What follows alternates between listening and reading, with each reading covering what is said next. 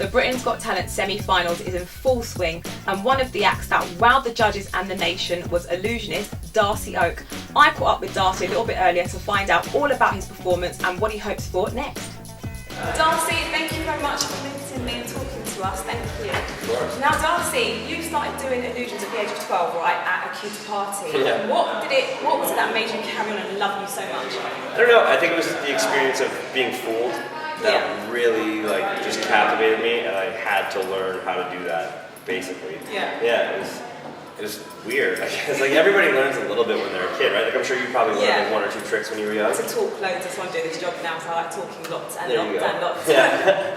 And I just kept learning. A lot of kids learn stuff and then grow out of it, move on, and I just kept going with it. Absolutely. And why Britain's Got Talent? I'm aware that you're originally from Canada, so why Britain's Got Talent? Why do you love this show so much? It's massive.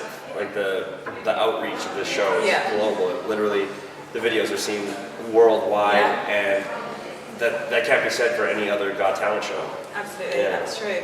And I watched yesterday, and I'm going to let you into a secret and everybody watching into a secret. I watched it 3 times. I watched the cameraman go around. I couldn't figure it out. I could not figure it out. I was thinking, how does he do that? I was pausing it, and I was watching it again. I was thinking, I cannot figure out how he does this. But that's what you want, isn't it? Exactly. That's exactly what you want us to be thinking, and how did it work? Well, and that's the thing with this show too, is it's you have to structure it in a way that if people do go watch it 50 more times, that hopefully it's still as impressive. Because that's the thing with magic, is once is a performance, twice is a lesson. Yeah, right? Because you did mention as well that everybody watching home, that the angle was not going to stop, it was going to go right through. Exactly. And I rewound it, and I was trying to get everything, and I was like, I can't figure it out, I'm going to have to ask him tomorrow, but that is what it's all about. Exactly. Now, David Walliams said that you and he share a particular problem. You're both just too sexy, really. It must just be hard being you and also David.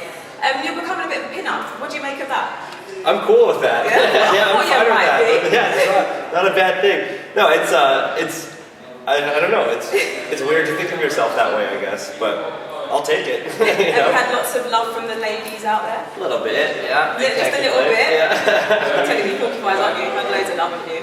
I don't know that. No, it's been good. It's been nice. And what's it been like this week? And I know you did your first audition, then you had one on the weekend, and you said that was intense because you were saying it's live, it cannot go wrong. So what was the feeling during the performance? Well, for a magician, it's a little different than other variety arts because you do practice and train to get it right the first time. And if you don't get it right the first time, then you're just a terrible magician, to any audience, right? So the fact that it was live didn't necessarily play with me too much because that's how a magician rehearses, is to get it spot on the first time.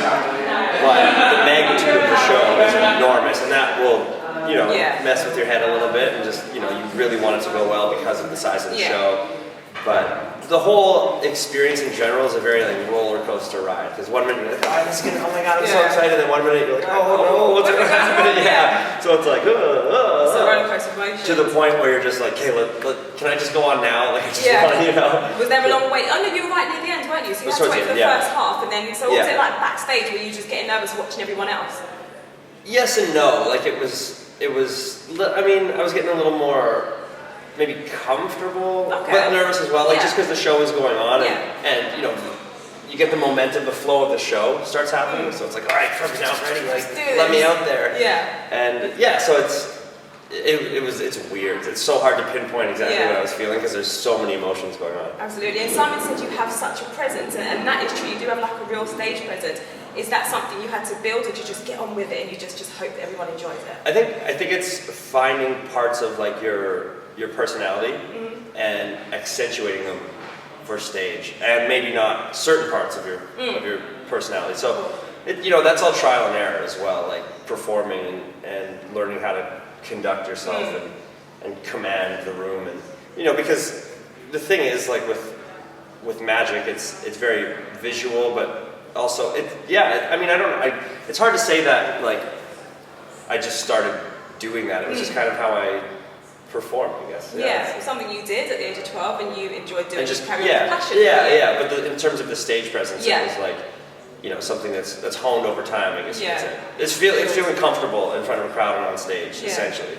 And did you feel really comfortable on stage? Because I know you were saying it was intense, but did you feel comfortable? Did you feel at ease with the judges and the audience? I felt comfortable during the performance, and then I remember when it came time for the comments, I was like, oh, yeah, I saw your face, you were like, that was the part I was, you know, because it's weird for like any artist, I guess, to stand there and like hear critiques. Not that it's like a bad thing, but it's just, you know, it's a very, what's the word? Like, self-conscious type feeling when you're standing there and they're just, exactly, you know, in front of millions of people. Exactly. Like, you were like this. It's like, it could be good, it could be bad, you don't know, and it's a very vulnerable position to be in. The anticipation. Exactly. Just been immense. Yeah. Now, we're so close to the final. Darcy, do you feel you've got what it takes to win Britain's Got Talent? We'll see. That's not up to me, right? That's up to the public to decide. Absolutely. My public, he's here, don't mind winning, you know, passionate about this. Darcy, thank you so much for talking to me. It's been an absolute joy. Appreciate it. Thank you very much. Do you feel Darcy Oake has what it takes to win Britain's Got Talent? Stay tuned for more Britain's Got Talent info from me, Ophelia for Unreality TV.